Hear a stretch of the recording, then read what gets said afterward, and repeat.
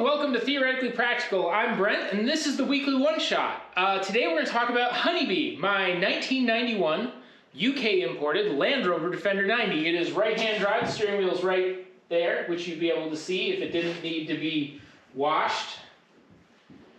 Anyways, so the story with this car is I purchased about 4 years ago. I had been on the hunt for a Defender 90 that was significantly less than $20,000 with the 200 TDI engine. So you can imagine that the options I had in that price range for that specific vehicle, because I really wanted the fully mechanical diesel, the turbo diesel, all that stuff. I have no interest in putting an LS in this ever. Or even the Cummins, which actually I think is quite a good fit for this, but that's neither here nor there because that's a $12,000 swap. And obviously if that was in the budget, then I would have spent 40 grand on a Cherry Defender, but instead I bought this one. The wiring is eccentric. There are a lot of butt connectors. There's butt connectors. I don't know if you can see this over here. There's butt connectors connected to butt connectors. I don't know. Luckily, there's only about 30 wires in the whole car, so that won't be a big problem. The biggest thing I learned about purchasing this is, one, buy the best project car you can afford. That's always been said. It's always been true. It's still true today. This was the best project car I could afford, and I picked it up on a rainy night in Boston, and it was quite an education. I would say that if you have the opportunity to learn how to shift with the left hand because it's right-hand drive, and not have to deal with Boston traffic and immediately hop on the highway and drive 3 hours north to Maine, that's the way to do it for sure. It didn't help that about an hour into the drive, I noticed that my headlights were dimming and figured out that my alternator had packed it in. In fact, the alternator was fine. The wire for charging it had melted off on the exhaust manifold because I moved it when I checked the oil before setting off. So I'm driving, I get the whole length of the highway with some amount of headlights, so I was okay with that. And I pull off in Scarborough, Maine, about 30 minutes from my house-ish, and no headlights at all. The thing's running. I pull into a parking lot. I kind of waited and thought, and I said to myself, I said, hey, you know, what are you gonna do here? And the answer is the answer that all car guys have, which is, does it run? Yeah. Does it move? Yeah. Is it relatively safe to drive other than the headlights? Absolutely. So away we went. I went.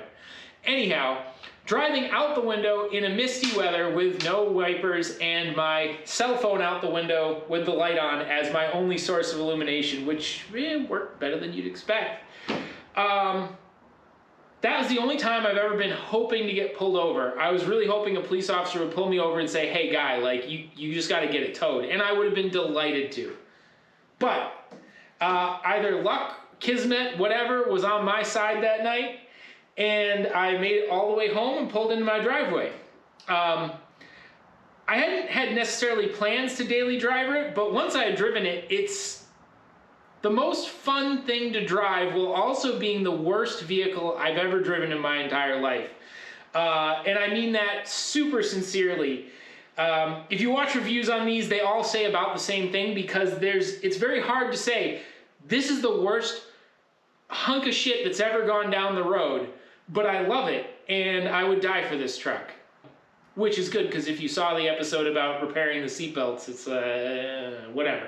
In any case, so I started driving this, and about 3 months in, it was a bitter, bitter cold day, and it just didn't want to start. But it finally started. I should have let it lie that day. And while driving to work, I started to hear this ticking noise. And the fan on the front of it, right about here, the shroud used to hit it. It made some ticking noises. I was like, wow, that's pretty loud, but I'll just, maybe I misaligned the fan when I was in there monkeying around. I'll just get to work and fix it because I was about a mile away from work. Well, that never actually ended up being the problem. The problem was that the oil return line from the turbo was returning the oil to the ground instead of the engine. And the ticking was the tick of death. I did not pull over in time, and it absolutely died a hard death on the side of the road there.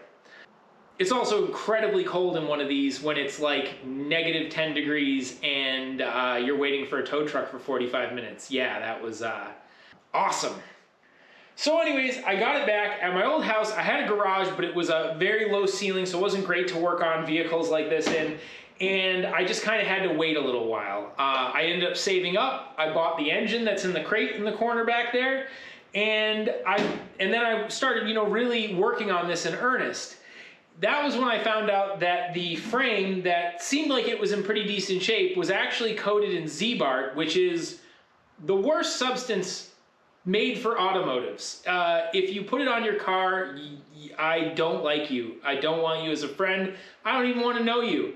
The fluid film coatings, the New Hampshire oil undercoating style coatings that I'm going to be putting on this, they're like a wax oil based coating, which is actually, this was originally intended to be coated with wax oil every year. You can't really get wax oil in the US very easily, so I'm switching to something similar.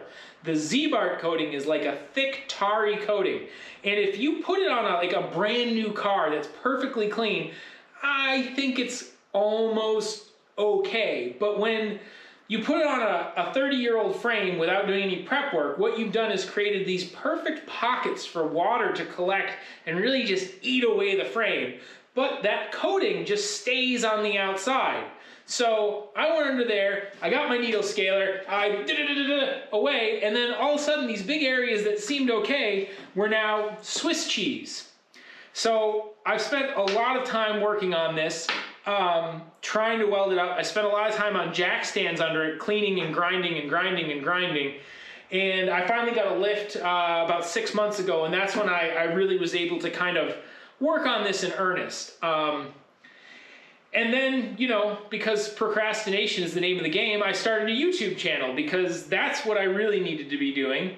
And now I've come full circle and I've run out of electronics projects that I need to do at the moment.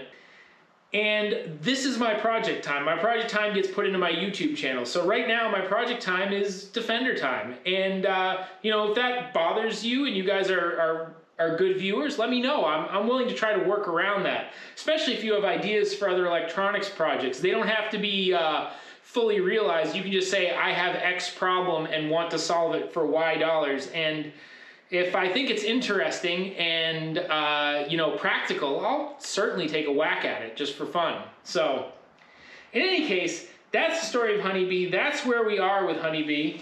Also, she apparently, oh man, I can't get that out, ate one of my sockets that I've been missing for a long time. Good old 16.